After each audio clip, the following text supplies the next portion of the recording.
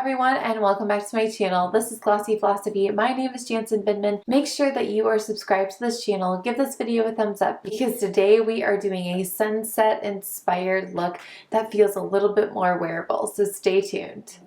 I've already washed my face and done my skincare, so let's get started by prepping the face and neutralizing anything that needs to be neutralized. First, I'm going to go in with my NARS primer. This is totally clear. It is not tinted anymore. I'm just taking a very little amount. A little silicone goes a long way, and then I'm going to split it between my ring fingers and apply it from my lash line all the way up to my brow. I'm not putting it in the brow here. I'm just basically trying to cover that area so that any eyeshadows that I want to put on later will stick and stay all day. This also helps eyeshadows be truer to their actual color as well. Now I'm going to take Bobbi Brown's Corrector in light to medium Bisque, and anywhere where I'm seeing a little bit of discoloration, I'm just going to grab on my ring finger and gently tap on there. Our discoloration underneath our eyes can change based on diet, based on sleep patterns, caffeine, all of that. So don't be surprised if things kind of shift and move around on a daily basis. It's a good idea to be very present during this part of the makeup application because things can kind of shift from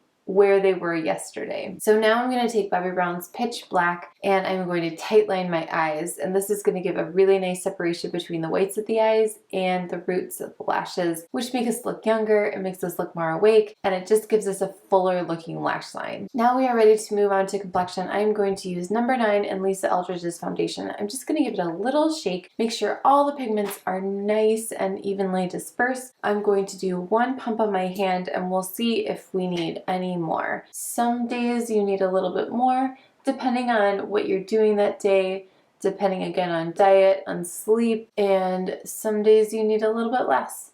I'm using quite a few serums and oils right now, so I want to make sure that I'm not wasting foundation. So I'm just going to do that one pump, let it glide over all that skincare that I just did. And then if it looks like I need a little bit more because it's kind of become a part of the serums that are on my face or it has completely disappeared, then I can go in with a second coat. I am going out this evening, so I know I'm probably going to do a little bit of touch up later on in the day as well.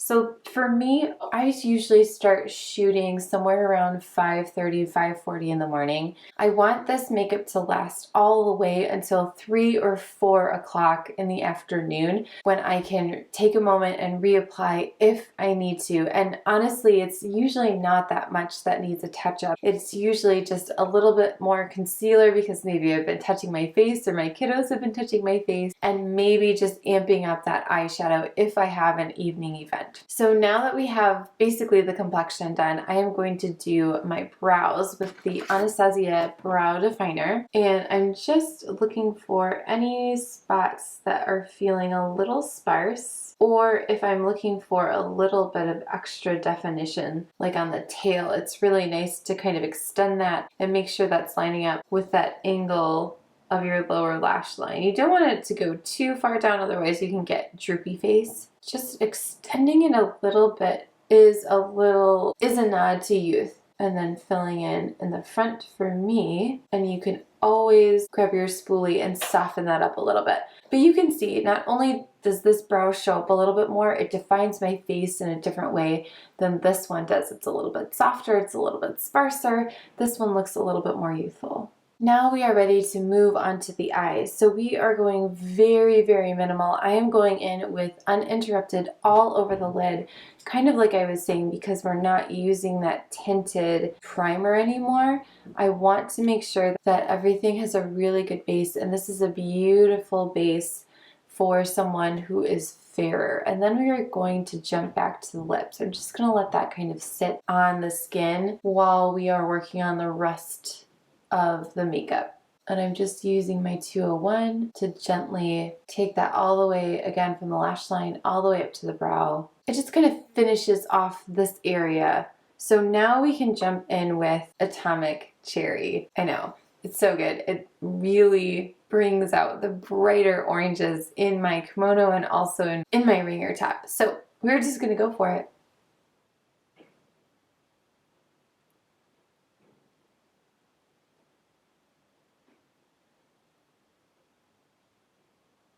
And you can see how that pulls the brows, and all of a sudden things are starting to take shape. So I absolutely want to use this on my cheeks as well. I want to make sure that everything is nice and cohesive. So in order to use your lipstick as a blush, you want to put it on the back of your hand, just a little bit, and then you want to grab some kind of a liquid highlighter. Mine is from Lisa Eldridge. It is my favorite one I've ever used. It's very similar to the Becca ones, but I like this better. It just feels better on my skin and it feels a little bit more blendable. This is kind of giving us a sunburned, kind of sunset-y kind of look, and I think it's so pretty when you can take your lipstick and bring it up into the cheek area. It feels very cohesive, and you can see, like, it doesn't feel like you need a lot on the eyes. In fact, doing a lot on the eyes would be very distracting, especially with this bright lip. So you want to keep it very minimal. So again, whenever you are doing your makeup, pick your focal point. If it's your lips, do your lips first so you can see how to balance the rest of your face. If it's your cheeks, if you are going for that sunset blush look, then do your cheeks first. If you're doing your eyes, make sure you do your eyes first. Again, I'm just gonna let that sit on the skin. I'm going to finish the eyes, and then we are going to start adding in some powders. So right now we are going to go in with Cork, and if I need to warm it up, I can grab my bronzer as well. And then I'm going to add just a little bit of rice paper because I do have a lot of oranges and golds and corals going on. I'm going to grab my Sonia Kashuk tapered crease brush. I'm going to get that tip nice and saturated, and I'm going to take that on the outer third of my lid and then bring it up into the socket and up into the crease. And this is quite a fluffy brush, but you can see that it gave me quite a bit of shape as well. I'm not worrying about being super precise because I know that I have time to blend it out. So now I'm taking a 217 and I'm just very lightly going along the edges and making sure that everything is feeling a little bit more seamless. This kind of goes back to a Lisa Eldridge video that she just released, and it's kind of making sure that you're taking away some of the makeup that you put on, just like Coco Chanel said, take one thing off before you leave the house. When you take a clean brush and you just go over the edges, it feels a little bit more a part of your actual face rather than these stark lines, which is a really cool and a very artistic look. But for every day, does it fit into your life? Maybe not for most of us. So something a little bit softer is great. And then when you do decide to go a little bit more graphic, maybe with your liner or for a date or something like that, then it does feel very special. So again, just placing Cork right in the crease in the socket, bringing that up, and then taking a clean 217 and just making sure that that is equal between both of the eyes and also just really nice and soft. I can absolutely see that I need a little lift, which is what rice paper is for. Rice paper is the softest gold out there. I swear, it's so subtle, but it gives you just a little lift on the lid. It has a little bit of shimmer, but not so much that anyone would stop and say, what's that shimmery shade that you have on your lid? Then I'm going to go back in with my 217 with a little bit of bronzer on there, and I am going to warm this up just a little bit. So I'm angling my brush right above my socket, right into that crease, and I'm just barely touching the skin. But I want to add a little bit more depth. For me, that just feels a little bit more comfortable with how I like to be present in the world. Then I'm going to go in with some Ground Coffee by Lisa Eldridge, and I'm going to do a very minimal line, and then I'm going to add a little Kitten flick with some liquid liner. So massaging that right into the roots, and then I can take my pencil brush and just soften that. A pencil brush, remember, is kind of like a Q-tip that you can use to smudge things or place things that you need to. And then adding in just a little Kitten flick.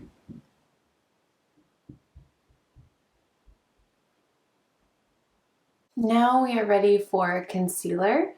So again, I'm going to roll that doe foot onto my ring finger because there's plenty there. Split it between my two fingers and just add that little bit of sculpting and also coverage for underneath the eyes. And you can see so much of my skincare peeking through. This is a very glossy look right now.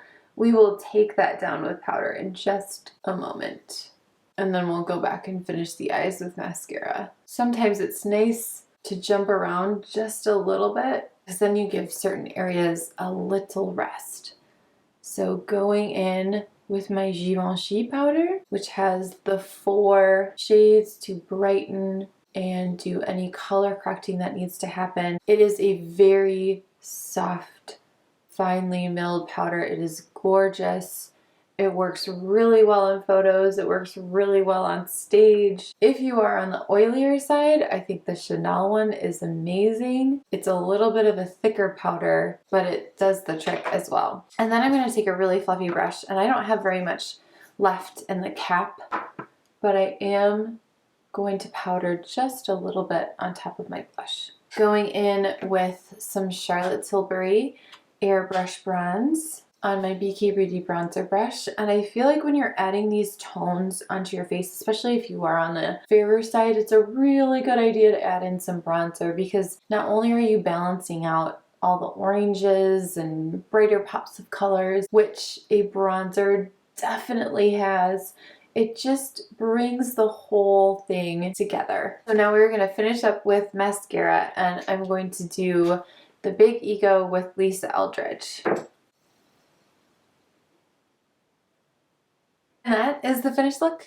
Thank you guys so much for watching this tutorial, which is based on the Sunset Blush look, which is very popular, and we just kind of inverted it. We put a little bit more color on our lips, took a little bit away from the cheeks, and this feels a little bit more wearable for every day. I do fashion videos every Wednesday, beauty videos every Friday. Make sure you are following me on Instagram and watching the shorts in between, where I break down looks and give more tips and tricks to make your life a little bit easier and a little bit more glossy. And I will see you very soon in the next one. Bye!